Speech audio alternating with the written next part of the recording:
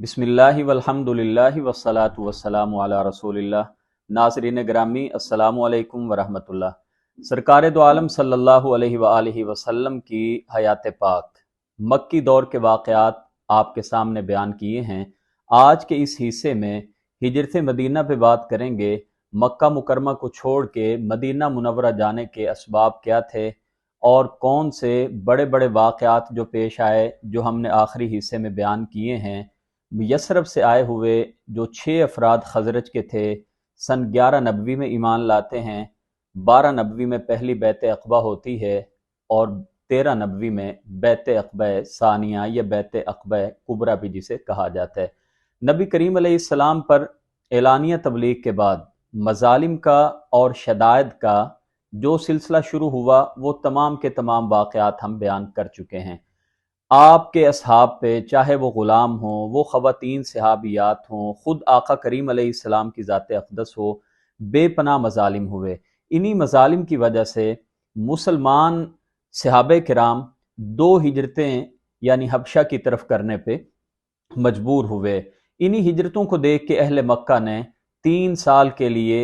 آپ صلی اللہ علیہ وسلم اور آپ کے ساتھیوں کو شیب ابی طالب میں قید کر دیا۔ نبی کریم علیہ السلام جب یہ دیکھ رہے تھے کہ آپ کا مشن جو تھا یہ انسانیت کے لیے تھا، آپ نے اہل مکہ سے ہٹ کے بھی اپنا پیغام پہنچانا تھا۔ ہم دیکھتے ہیں کہ نبی کریم علیہ السلام مختلف اوقات میں آپ نے مختلف اسفار کیے۔ آپ طائف کی طرف بھی گئے۔ طائف کے سفر میں حضرت عداس رضی اللہ عنہ کا قبول اسلام ہوتا ہے، جنات مسلمان ہو جاتے ہیں۔ قبیلہ دوس کے طفیل بن عمر دوسی ایمان لے آتے ہیں۔ یمن سے آئے ہوئے زماد ازدی مسلمان ہو جاتے ہیں۔ بعد میں جو یثرب سے لوگ آئے، ایاس بن معاذ کی بات کر لی جائے، سوید بن سامت کی بات کر لی جائے، ابو ذر غفاری رضی اللہ تعالیٰ عنہ کی بات کر لی جائے، وہ ایمان لے آتے ہیں۔ یہ ایک بڑا آقا کریم علیہ السلام کے لیے حوصلہ افزا نتائج تھے کہ مکہ سے باہر عرب دنیا میں آپ کا پیغام ماننے والے لوگ وہ دن بدن ان کی تعداد میں اضافہ ہوتا چلا جا رہا تھا۔ نبی کریم علیہ السلام کے ہاتھ پہ جب یثرب سے آئے ہوئے 75 افراد نے بیعت کی، بیعت عقبہ ثانیہ، تو انہوں نے نبی کریم علیہ السلام کو یہ دعوت دی کہ اے اللہ کے رسول، ہم نے سن رکھا ہے کہ آپ پہ بے پناہ مظالم ہوئے ہیں، ہماری خواہش ہے کہ آپ مکہ مکرمہ چھوڑ کے آپ ہمارے پاس یثرب میں تشریف لے آئیں۔ اور اس ضمن میں انہوں نے جو اپنی یقین دہانیاں کرائیں، انہوں نے جو اپنی ہر طرح کی سپورٹ آپ کی حفاظت کے لیے، آپ کے دفاع کے لیے، آپ کے لیے مر مٹنے کے لیے، آپ کے لیے جان مال عزت آبرو، آپ کے لیے خاندان، ہر طرح کی قربانی دینے کے لیے انہوں نے عہد وفا کی بیعت کی تھی۔ نبی کریم علیہ السلام کو اللہ تعالیٰ کی طرف سے ابھی تک اجازت نہیں تھی، مگر صحابہ کرام کو آپ نے اجازت دے دی۔ اس بارے میں کوئی شک و شبہ نہیں ہونا چاہیے کہ مکہ مکرمہ نبی کریم علیہ السلام شاید نہ چھوڑتے اگر آپ کو یہاں پہ کامیابی مل جاتی۔ اور اتنے مظالم ہوتے تھے کہ وہ جو روایت ہمیں ملتی ہے جناب بلال رضی اللہ تعالی عنہ کی، کہ ہجرت کے بعد وہ حسرت سے کہا کرتے تھے کہ اے اللہ، شیبہ بن ربیعہ، عتبہ بن ربیعہ اور امیہ بن خلف پر لعنت فرما، جنہوں نے ہمیں مکہ کی سرزمین سے اس وبائی علاقے یعنی یثرب کی طرف دھکیل دی ہے۔ اس سے آپ اندازہ کر سکتے ہیں کہ صحابہ کرام رضوان اللہ علیہم اجمعین بھی ہجرت کا پورا جو ذمہ دار تھے وہ اہل مکہ کو سمجھا کرتے تھے۔ آپ نے جو ارشاد فرمایا تھا مکہ کو مخاطب ہوتے ہوئے کہ اے مکہ، میں تجھے کبھی نہ چھوڑتا، تو اللہ کا بھی محبوب ہے، میرا بھی محبوب ہے، اور کائنات کی بہترین جگہ ہے، بہترین زمین ہے۔ اگر یہ لوگ مجھے یہاں سے نہ نکالتے، میں تیرے علاوہ کہیں اور پہ سکونت اختیار نہ کرتا۔ نبی کریم علیہ السلام کو اللہ تعالیٰ کی طرف سے اجازت ملنے سے پہلے صحابہ کرام رضوان اللہ علیہم اجمعین کو اجازت مل گئی تھی، تو سب سے پہلے مہاجر کے طور پہ امام بخاری رحمۃ اللہ علیہ کی اگر روایت کو ہم لیں تو حضرت مصعب بن عمیر رضی اللہ تعالیٰ عنہ پہلے مہاجر صحابی ہیں، اور ان کے ساتھ عبداللہ بن ام مکتوم جو تبلیغ کی غرض سے مدینہ منورہ یثرب کی طرف گئے تھے۔ دوسری روایت کے مطابق حضرت ابو سلمہ رضی اللہ تعالیٰ عنہ یہ پہلے صحابی ہیں جن کو ہجرت مدینہ کرنے کا اعزاز حاصل ہوا، اور یہ نبی کریم علیہ السلام کی ہجرت سے کوئی 1 سال پہلے انہوں نے مکہ مکرمہ چھوڑ کے مدینہ منورہ کی طرف ہجرت کی تھی۔ ہجرت سے پہلے صحابہ کرام رضوان اللہ علیہم اجمعین پر اتنے مظالم ہوئے۔ آپ صہیب رضی اللہ تعالیٰ عنہ کے واقعات سنتے رہتے ہیں کہ جب وہ جانے لگے تو اہل مکہ نے ان سے کہا کہ آپ جب ہمارے پاس آئے تھے حقیر تھے، فقیر تھے، کوئی مال نہیں تھا، آج اتنا کچھ تم نے بنا لی ہے اور آج چاہتے ہو کہ جان اور مال دونوں کے ساتھ ہی یثرب چلے جاؤ، مکہ چھوڑ کے چلے جاؤ، ایسا نہیں ہو سکتا۔ انہوں نے پوچھا کہ اگر میں سارا کا سارا مال تمہیں دے دوں کیا تم مجھے جانے دو گے؟ انہوں نے کہا ہم جانے دیں گے۔ فرمایا جاؤ میں سارا کا سارا مال تمہیں دیتا ہوں۔ نبی کریم علیہ السلام کی خدمت میں جب یہ پہنچے تو آپ صلی اللہ علیہ وسلم اس وقت قباء میں تشریف رکھتے تھے، تو آپ صلی اللہ علیہ وآلہ وسلم نے جناب صہیب رضی اللہ تعالیٰ عنہ کو دیکھتے ساتھ فرمایا تھا صہیب تم نے نفع اٹھایا ہے، تم نے نفع کا سودا کیا ہے۔ حضرت ابو بکر رضی اللہ تعالیٰ عنہ نے بھی ہجرت کا ارادہ کر لیا تھا، مگر نبی کریم علیہ السلام نے ان کو روک دیا اور فرمایا کہ تم نے میرے ساتھ ہجرت کرنی ہے۔ آپ کی یہ بات سن کے جناب صدیق اکبر رضی اللہ تعالیٰ عنہ نے اس سفر ہجرت کی تیاری بھی شروع کر دی تھی، اور 2 اونٹنیاں انہوں نے 800 درہم میں خرید لی تھی، ایک اپنے لیے اور ایک جناب رسول اللہ صلی اللہ علیہ وآلہ وسلم کے لیے۔ سیدنا فاروق اعظم رضی اللہ تعالیٰ عنہ کا تذکرہ ملتا ہے کہ انہوں نے دیگر 20 صحابہ کرام رضوان اللہ علیہم اجمعین کے ساتھ یثرب کی طرف ہجرت کی۔ مکہ مکرمہ چھوڑ کے مدینہ منورہ جانے والے صحابہ کرام رضوان اللہ علیہم اجمعین کی تعداد جب دن بدن بڑھتی چلی گئی تو اہل مکہ انتہائی اس بارے میں پریشان ہوئے اور پلاننگ کرنے لگے کہ ہم کس طرح سے ان کو روک سکتے ہیں۔ اس سے پہلے بیعت عقبہ ثانیہ میں بھی ہم نے یہ بات کی تھی کہ جب شیطان نے ندا لگائی تھی کہ اے اہل مکہ تم آرام کر رہے ہو اور محمد اپنے ساتھیوں سے تم سے جنگ کرنے کی بیعت لے رہے ہیں، تو یہ خائف تو تھے۔ تحقیق بھی انہوں نے کی، اور تحقیق کرنے کے بعد ہم نے آخری حصے میں یہ بھی بات کی تھی کہ سعد بن عبادہ بھی پکڑے گئے تھے اور منذر بن عمر بھی پکڑے گئے تھے، لیکن منذر بن عمر تو ان سے چھوٹ کے فرار ہو گئے تھے، لیکن سعد بن عبادہ کے ساتھ جو انہوں نے مظالم کیے تو وہ اس نتیجے تک پہنچ گئے تھے کہ ان کی بیعت ہوئی ہے، چاہے وہ رات کی تاریکی میں تھا۔ اب یہ ساری باتیں ان کے ذہن میں تھی۔ اب انہوں نے یہ کیا کہ 26 صفر کو انہوں نے 26 صفر یعنی سن 14 نبوی کو انہوں نے ایک اپنی پارلیمنٹ جسے دار الندوہ کہا جاتا ہے، جہاں پہ وہ اہم فیصلے کیا کرتے تھے، وہاں پہ انہوں نے ایک مشاورتی اجلاس بلایا اور یہ سوچنے لگے کہ کس طرح سے ہم مسلمانوں کو روک سکتے ہیں، اور یہ جو دن بدن مکہ مکرمہ چھوڑ کے یثرب کی طرف جائی جا رہے ہیں تو کس طرح ہم اس کا تدارک کر سکتے ہیں۔ یہ انہوں نے فیصلہ کیا اس اجلاس میں۔ اس اجلاس میں فیصلہ ہوا، 3 طرح کی آراء سامنے آئیں۔ کسی نے کہا کہ نبی کریم علیہ السلام کے بارے میں کہ جی ان کو قید کر دیا جائے اور باہر سے دروازے کو بند کر دیا جائے، لاک کر دیا جائے، جب تک یہ نعوذ باللہ فوت نہیں ہو جاتے تب تک جو ہے وہ ان کے لیے دروازہ نہ کھولا جائے۔ دوسرے نے کہا کہ یہ رائے درست نہیں ہے، ممکن ہے کہ ان کے ساتھی آ کے حملہ کریں، ہم سے ٹکرائیں، اور ممکن ہے لڑائی ہو اور وہ ہم پہ فاتح رہیں۔ تو دوسرے نے یہ رائے دی کہ محمد صلی اللہ علیہ وآلہ وسلم کو مکہ سے جلا وطن کر دیا جائے، نکال دیا جائے۔ اس کی بھی مخالفت ہوئی کہ یہ باہر جا کے اپنا پیغام پھیلانے میں آزاد ہو جائیں گے، اور یہ تو جانتے تھے کہ آپ کی زبان، آپ کا اخلاق اس قدر شیریں تھا، اس قدر مثالی تھا کہ جو آپ سے ایک بار مل لیتا تھا وہ پھر آپ ہی کا ہو کے رہ جاتا تھا۔ ابو جہل لعین نے یہ رائے دی کہ میں یہ مشورہ دیتا ہوں کہ قریش کے جتنے بڑے بڑے خاندان ہیں ان تمام کا ایک ایک فرد جو اپنا مقام و مرتبہ خاندان میں بڑا رکھتا ہو، جو نوجوان بھی ہو، وہ تمام کے تمام اس سازش میں شامل ہوں گے، اور وہ تمام کے تمام نبی کریم علیہ السلام پر حملہ کر کے آپ کو قتل کریں گے۔ گویا کہ ابو جہل کی یہ رائے تھی کہ محمد صلی اللہ علیہ وسلم کو قتل کر دیا جائے، ہم رات کے وقت آپ پہ حملہ کریں گے اور تمام ہر طرف سے ٹوٹ پڑیں گے، کسی کا پتہ نہ چلے، کوئی ایک بندہ وہ سامنے نہ آئے۔ تو جب بعد میں بنو ہاشم کے لوگ وہ تمام قریش سے کیسے لڑائی کر سکتے ہیں، تو وہ دیت کی بات پہ آئیں گے اور ہم بخوشی دیت ادا کر دیں گے، اور اس طرح سے محمد کا کام بھی تمام ہو جائے گا صلی اللہ علیہ وآلہ وسلم۔ یہ 26 صفر کی بات ہے۔ دار الندوہ کے اجلاس میں ان کے جو 14 بڑے بڑے سردار تھے ان میں سے 11 سردار بدر میں قتل ہو جاتے ہیں، اور 3 جو سردار تھے وہ ایمان قبول کر لیتے ہیں، ابو سفیان، जुबैर बिन मुतम और हकीम बिन हिजाम रजी अल्लाह अन्हुम, ये तीनों मुसलमान हो जाते हैं। इन्होंने ये प्लान किया कि आज रात हम निस्फ रात के बाद हुजूर अकरम अलैहिस्सलाम पर घर में हमला कर देंगे। नबी करीम अलैहिस्सलाम को इस सारे वाक़े की इत्तला अल्लाह ताला ने दे दी। आप दोपहर के वक्त ही जनाब अबू बकर सिद्दीक के पास जाते हैं और उनको जाके इत्तला देते हैं कि अल्लाह की तरफ से इजाज़त मिल गई है, आज रात को हमने निकलना है। नबी करीम अलैहिस्सलाम को इस बारे में जब अल्लाह ताला ने आगाह कर दिया, आप आराम से इत्मीनान से अपने बिस्तर मुबारक पे सोते हैं। और ये भी सीरत की किताबों में वाक़या मिलता है कि इसी रात आधी रात के बाद नबी करीम अलैहिस्सलाम ने जनाब अलीउल मुर्तज़ा रज़ी अल्लाह ताला अन्हु को अपने साथ लिया और अहले मक्का का जो सबसे बड़ा बुत पीतल का बना हुआ था, जो बैतुल्लाह पर उन्होंने नस्ब किया हुआ था, आपने जनाब अलीउल मुर्तज़ा को अपने कंधों पे सवार किया और आपने हुक्म दिया कि इसको पाश पाश कर दिया जाए। कहा जाता है कि उसके बाद बावजूद उनके कोशिश करने के वो दोबारा अपने बुत को बैतुल्लाह की छत पे नस्ब नहीं कर सके। नबी करीम अलैहिस्सलाम का ये वाक़या, ये अमल कितना बड़ा हमें इस बात पे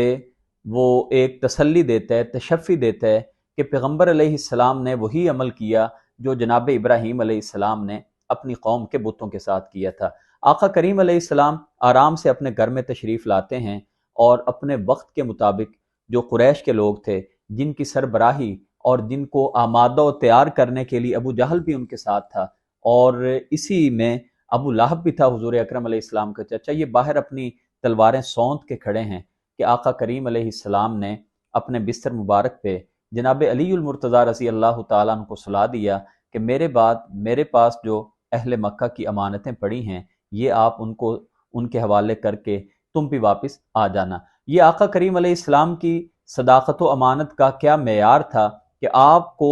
कत्ल करने के लिए आपकी जान के दुश्मन बन के बाहर आए खड़े हैं। सुभान अल्लाह, आप उनकी अमानतें वापस करने के लिए जनाब अलीउल मुर्तज़ा को एक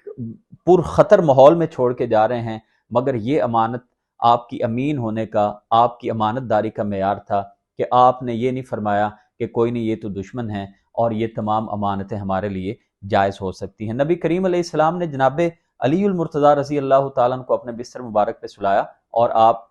सूरह यासीन की पहली 9 आयात पढ़ते हुए निकल आते हैं। और जब आप वहां से गुजरे तो आप पढ़ रहे थे, वजअलना मिन बैनि ऐदीहिम सद्दन व मिन खल्फिहिम सद्दन फअग़शयनाहुम फहुम ला युबसिरून। ए प्यारे हबीब, हमने इनके आगे और पीछे जो है वो ओट खड़ी कर दी है, अब ये आपको देख नहीं सकते, और हमने इनके जो आंखें हैं उन पे पर्दे डाल दिए। नबी करीम अलैहिस्सलाम ने एक मुट्ठी मट्टी की पकड़ी और इनके सरों पे डालते हुए इनकी आंखें जो थीं उनको नजर आना बंद हो गया और जनाब नबी करीम अलैहिस्सलाम यहाँ से चलते हैं। आप जनाब सिद्दीक़ अकबर रज़ी अल्लाह ताला अन्हु को साथ लेते हैं और गारे सौर की तरफ आज में सफ़र हो जाते हैं। गारे सौर ये जबल सौर पे वाक़ है और यमन के रस्ते पे है। नबी करीम अलैहिस्सलाम ने ऐसे रस्ते का इंतखाब किया जो आम तौर पे अरब में या मक्का वालों में मदीना जाने के लिए मारूफ नहीं था। नबी करीम अलैहिस्सलाम वहाँ पे तशरीफ़ ले जाते हैं।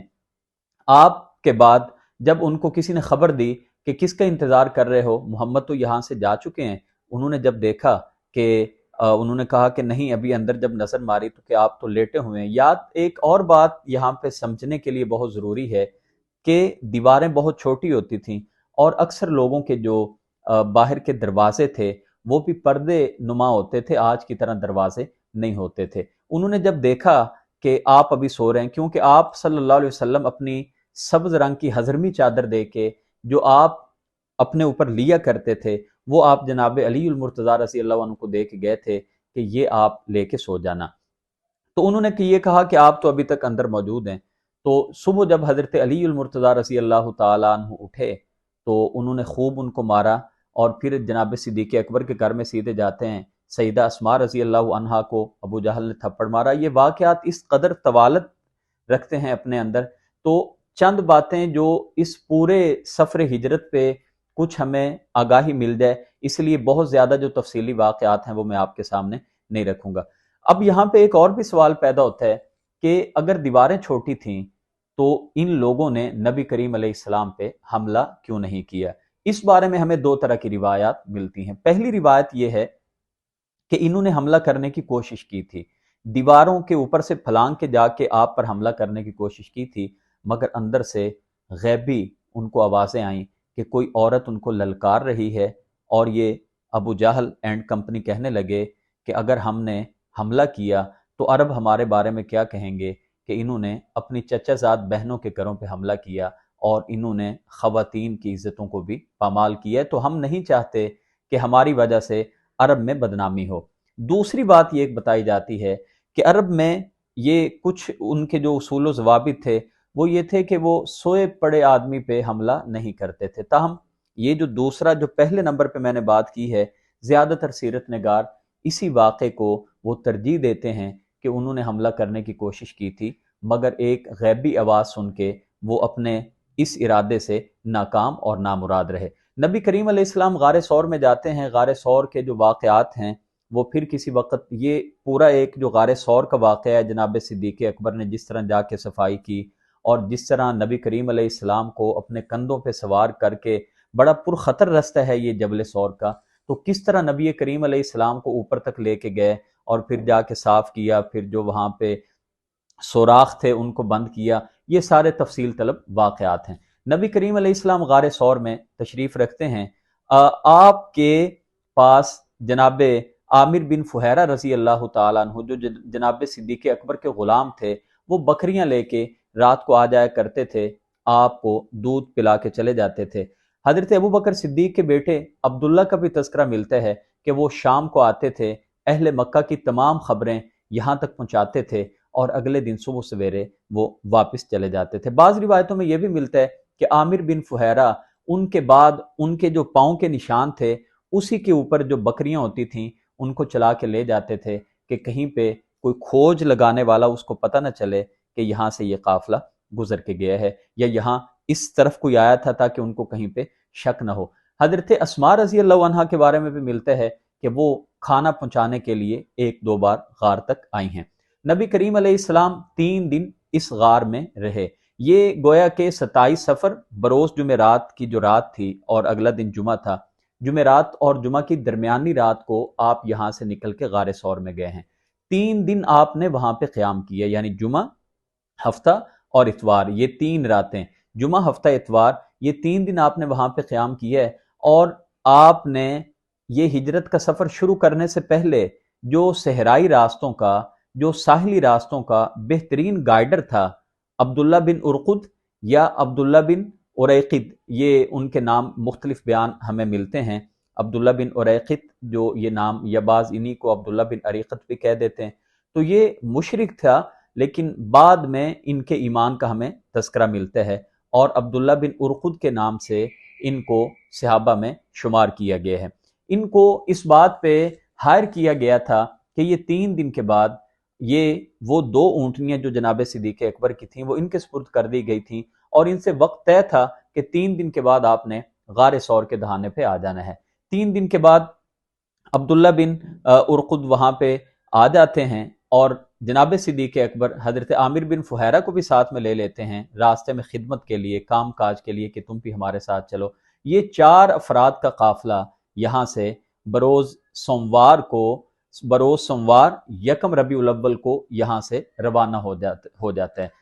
عبداللہ بن ارقد نے یا عبداللہ بن اریقت نے وہ رستہ اختیار کیا، یعنی یمن کی طرف جاتے ہوئے، پھر ساحلی راستوں سے ہوتے ہوئے مدینہ منورہ کا وہ راستہ جو کبھی بھی اہل مکہ یثرب جانے کے لیے استعمال نہیں کیا کرتے تھے۔ اہل مکہ نے اپنا خوب زور لگا لیا ان 2-3 دنوں میں ہر رستہ جو یثرب کی طرف جانے والا تھا، کیونکہ یہ ان کو یقین تھا کہ جو بیعت عقبہ کبریٰ ہوئی تھی سن 13 نبوی میں، تو اس وقت ان کو معلوم ہو گیا تھا کہ جو رات کے وقت جو بیعت ہوئی تھی اور جو شیطان نے ندا لگائی تھی، تو وہ یہ یقین رکھتے تھے کہ آپ نے جانا یثرب کی طرف ہے۔ 2-3 دن جب انہوں نے خوب کوشش کی، یہاں تک کہ غار ثور کے دہانے تک آ گئے، اللہ تعالیٰ نے محفوظ رکھا تمام باتوں سے، تو جب یہ اس رستے سے جاتے ہیں جو رستہ عام طور پہ کسی کے استعمال میں نہیں ہوتا تھا، یہی وجہ ہے کہ نبی پاک علیہ السلام کے اس سفر میں ہمیں کوئی ایسا واقعہ سراقہ کے علاوہ یا بریدہ کے علاوہ نہیں ملتا کہ جو آپ تک پہنچے ہوں۔ تو سراقہ کا واقعہ بھی یہ ہے کہ نبی کریم علیہ السلام جب جا رہے تھے تو کسی نے دیکھا اور اس نے آ کے ایک مجلس تھی اور مجلس میں آ کے اس نے بتایا کہ میں نے ساحل پہ کچھ لوگوں کا سایہ دیکھا ہے اور مجھے معلوم ہوتا ہے کہ وہ محمد اور اس کے ساتھی ہیں۔ سراقہ یہ ماہر کھوجی تھا اور سراقہ نے یہ بات سن کے اس نے اپنی بات کو چھپایا اور وہ سمجھتا تھا کہ میں تعاقب کروں گا، لیکن اس نے کہا نہیں نہیں، تمہیں شاید غلط فہمی ہوئی ہے۔ اچانک وہ وہاں سے کسی بہانے سے اٹھ کے چلا جاتا ہے کہ ان کو شک نہ ہو کہ میں تعاقب میں جا رہا ہوں، اور وہ اپنا کوڑا لیتا ہے، نبی کریم علیہ السلام کے تعاقب میں نکل پڑتا ہے۔ مقام قدید بیان کیا جاتا ہے جب اس نے تعاقب میں حضور کے پاس تک پہنچا تو وہ مقام قدید کے قریب تھے جناب صدیق اکبر اور نبی کریم علیہ السلام اور آپ کے جو دو ساتھی تھے۔ تو یہ وہاں تک جب پہنچنے ہی والا تھا تو جب بالکل تعاقب میں پہنچ جاتا ہے تو اس نے اپنے تیر نکالے جن سے یہ قسمت معلوم کیا کرتے تھے۔ جب اس نے تیر نکالا تو تیر وہ نکلا جو اس کو ناپسند تھا، مگر یہ پھر باز نہ آیا اور یہ پھر تعاقب میں چلتا رہا، یہاں تک کہ جو اس کا گھوڑا تھا وہ زمین میں دھنس جاتا ہے۔ یہ زمین سے اپنے گھوڑے کو نکالتا ہے، پھر تعاقب میں چل پڑتا ہے۔ جب اس نے یہ ساری باتیں دیکھ لیں کہ میری سواری بھی دھنس گئی اور میرا بار بار جو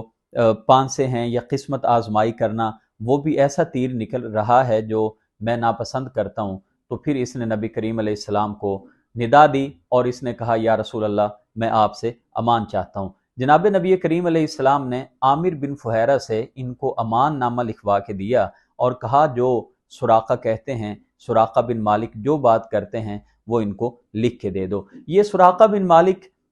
کو نبی کریم علیہ السلام، بلکہ انہوں نے نبی کریم علیہ السلام کو کچھ تحائف کے طور پہ کھانے پینے کی چیزیں پیش کی جو نبی کریم علیہ السلام نے لینے سے انکار کر دیا، اور آپ نے فرمایا بس تم اتنا کرو کہ ہماری اطلاع کسی کو نہ دینا۔ سراقہ نے بھی اپنی بات کی لاج رکھی اور جب واپس جانے لگے تو راستے میں ان کو کچھ لوگ ملے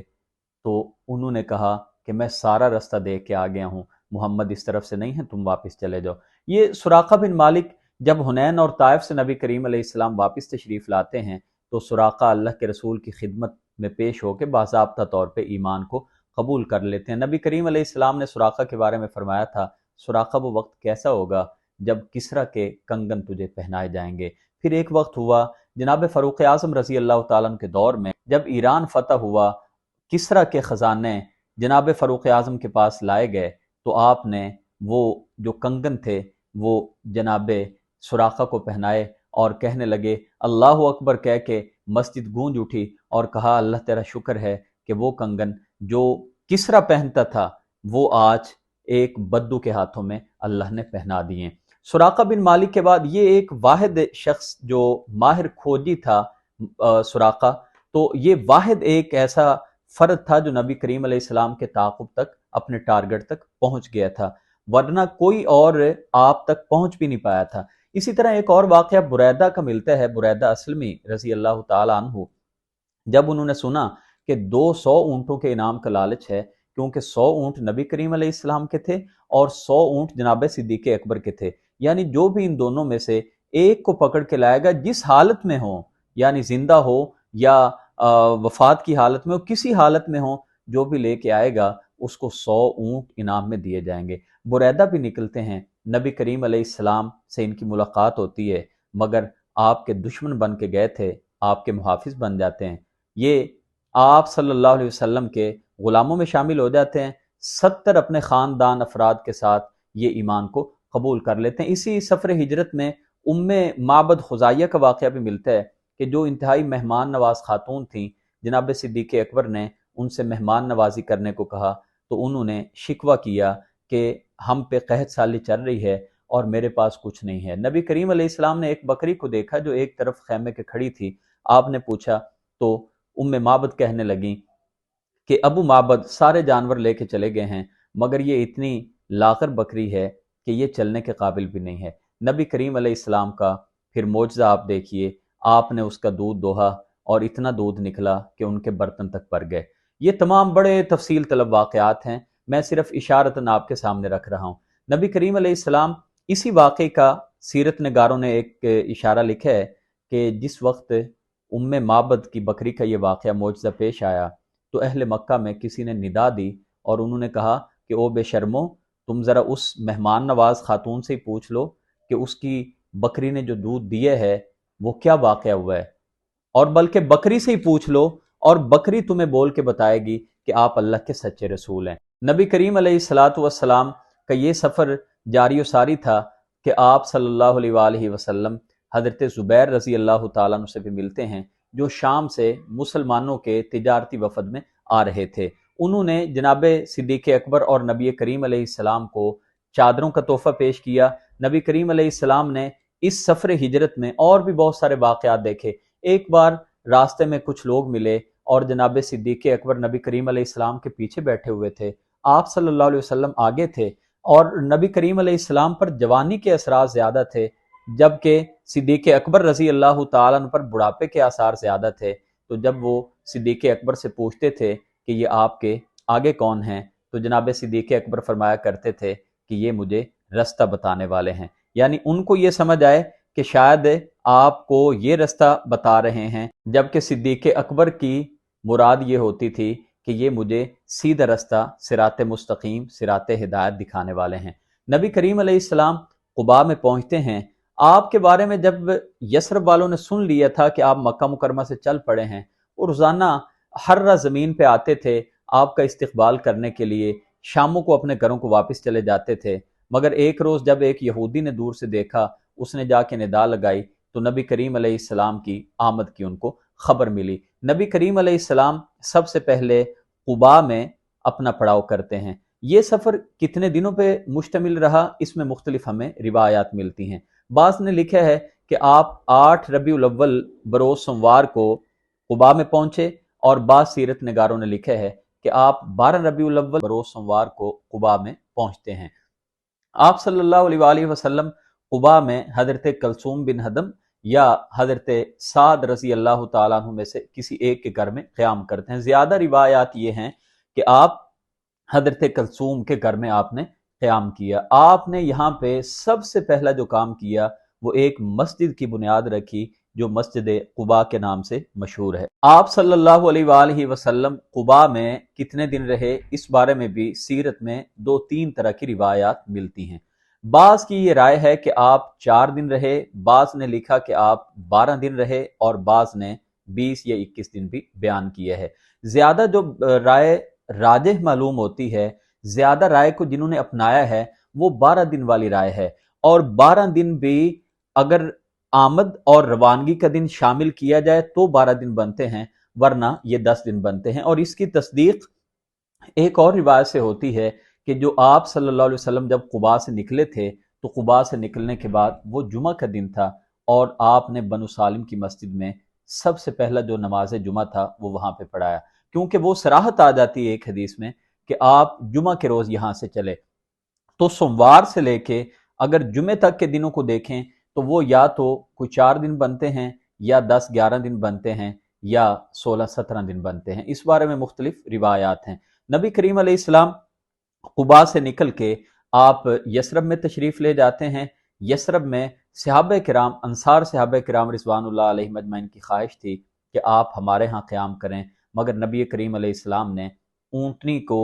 آزاد چھوڑنے کا حکم دے دیا، فرمایا یہ جہاں پہ بیٹھے گی میں اسی جگہ پہ قیام کروں گا۔ یہ اونٹنی جناب ابو ایوب انصاری رضی اللہ تعالیٰ عنہ کے گھر کے سامنے رکتی ہے۔ آپ صلی اللہ علیہ وسلم ان کے گھر میں قیام کرتے ہیں۔ قریب 7 مہینے آپ نے ان کے گھر میں قیام کیا، اسی لیے ان کو میزبان رسول کہا جاتا ہے۔ مدینہ منورہ میں آنے کے بعد یعنی 1 ہجری ہجرت کا کیلنڈر کا سال شروع ہو جاتا ہے، جو اگرچہ سیدنا فاروق اعظم نے اپنے دور میں باقاعدہ طور پہ اس کو ترتیب دیا اور اس کو رائج کیا، مگر ہم اگلے واقعات کو ہجرت کے واقعات کے ساتھ یعنی ہجری سالوں کے ساتھ بیان کریں گے۔ 1 ہجری میں کیا ہوا، 2 ہجری میں کیا ہوا، 3 ہجری میں کیا ہوا، یہ تمام کے تمام واقعات انشاءاللہ ہم اگلے حصوں میں بیان کریں گے جو مدنی دور پہ ہوں گے۔ مگر یہ بات صرف تھوڑی سی عرض کرنا ہے کہ مکی دور میں نبی کریم علیہ السلام کی اگر ہم ساری زندگی جو مکی دور میں گزری، بالخصوص جو آپ کی 13 سالہ جو نبوت کا پیریڈ وہاں پہ گزرا ہے، تو ہمیں جو چند بڑی بڑی باتیں سبق کے طور پہ سامنے آتی ہیں وہ یہ ہیں کہ آپ سسٹم سے نہیں ٹکرائے، آپ نے صبر کیا، صبر و استقامت کی بہترین مثال پیش کی۔ نبی کریم علیہ السلام، ایک سوچنے کی بات یہ ہے کہ وہ بلال جو خود کوئلوں پہ لیٹ سکتے ہیں، وہ حضرت خباب بن نرت، وہ دیگر صحابہ، وہ صحابیات، حضرت سمیہ کی بات کر لی جائے، حضرت یاسر کی بات کر لی جائے، جو شہید ہو سکتے ہیں، جو کوئلوں پہ لیٹ سکتے ہیں۔ مکہ مکرمہ میں تو سارے کے سارے پہاڑ ہیں، پہاڑی علاقے ہیں، تو کیا نبی کریم علیہ السلام اگر ان سے یہ کہتے کہ کسی پہاڑ پہ چڑھ کے اوپر سے نیچے پتھر گرا دو، تو کیا صحابہ یہ کام نہیں کر سکتے تھے؟ مگر ہمیں کوئی ایک بھی واقعہ ایسا نہیں ملتا کہ کسی صحابی نے مزاحمت کے طور پہ کوئی اس طرح کا کام کیا ہو۔ یہ تو کچھ واقعات ملتے ہیں، جیسے سعد بن ابی وقاص رضی اللہ تعالیٰ عنہ نے سب سے پہلے جو اسلام کی خاطر جو تیر چلایا تھا، وہ سعد بن ابی وقاص رضی اللہ تعالیٰ عنہ تھے، جس سے ایک کا خون بھی بہایا گیا تھا۔ تو اس طرح کے واقعات تو ملتے ہیں کہ اپنا بچاؤ کرنے کے لیے کچھ نہ کچھ ایسا معاملہ ہوا ہو، لیکن جو کہا جائے کہ ان پہ حملہ کیا ہو یا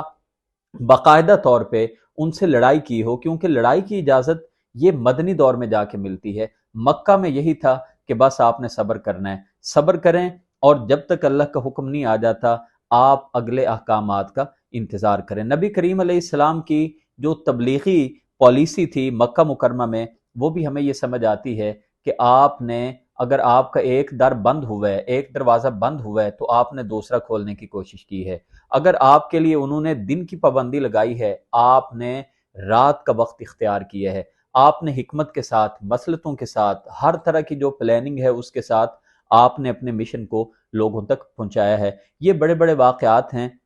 جو مکی دور میں ہوئے، جو آپ کے سامنے رکھے ہیں۔ ناظرین گرامی، اگلے حصے میں ہم مدنی دور کے واقعات کو بیان کریں گے۔ السلام علیکم ورحمۃ اللہ۔